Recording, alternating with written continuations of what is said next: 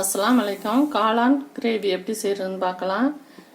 காளான் சுடு தண்ணி கொஞ்சம் வெதுன்னு வச்சு அதில் உப்பு போட்டு இதை காளான் எடுத்து அதில் கொஞ்சம் நேரம் மூடி வச்சிடணும். அதுக்கப்புறம் கழுவிட்டு திரும்ப நல்லா தண்ணி பச்சை தண்ணி ஊற்றி நல்லா கழுவி எடுத்து வச்சுருக்கேன். இந்த சைடு நல்லெண்ணெய் ஊற்றி காயுது. இதில் சோம்பு, பட்டை, ஏலம், கிராம்பு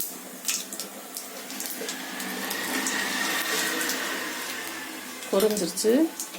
இப்போ சின்ன வெங்காயம் இந்த அளவு,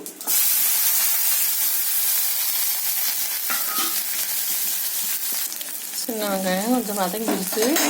3 சின்ன வெங்காயம், 2 சின்ன தக்காளி. இப்போ இதில் இஞ்சி, வெள்ளைப்பூடு, மல்லி, 2 புதினா அதில் போட்டு அப்படியே வதக்கிடலாம். பச்சை வாசனையெல்லாம் போயிடுச்சு. அதில் ஒரு 2 பச்சை மிளகா. இப்போ இந்த காளான் போட்டு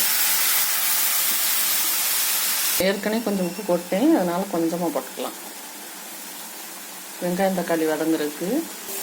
இந்த டயத்தில் 1 ஸ்பூனு மிளகாத்தூள். இது தனியாக கறி குழம்புக்குன்னு அரைச்சி வச்சது. சோம்பு, ஜீரகம், பட்டை, ஏலம், கிராம்பு, கசகசா எல்லாம் கலந்து கறி குழம்புக்குன்னு அரைச்சி வச்ச பொடி அது. அதில் ஒரு 2 ஸ்பூன். இப்போ கொஞ்சம் போல் மிளகுத்தூள். இப்போ காளான் கிரேவி ரெடி ஆயிடுச்சு.